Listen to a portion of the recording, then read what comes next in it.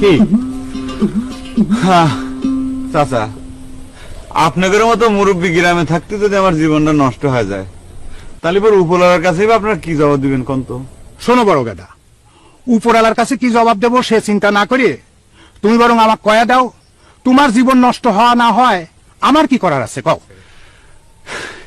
এটা আপনি কি করছেন চাচা?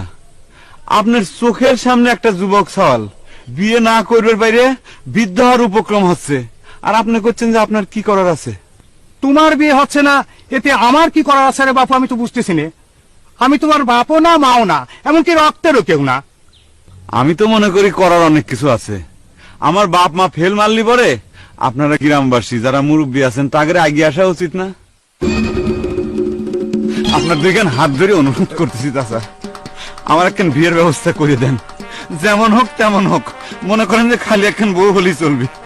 আরে বলে হাত ছাড়া তো। শোনো, আমার জানা মতে তোমার বাপ তোমার জন্য বিয়ের কম চেষ্টা করে নাই, কিন্তু মেয়ে বাড়ির লোকজন যদি তোমার সাথে মেয়ে বিয়ে না দেয় তাহলে তো জোর করা যায় না। আর বিয়ে দিবেই বা কিরম করে? তুমি তো কাম কাজ কিছুই করো না।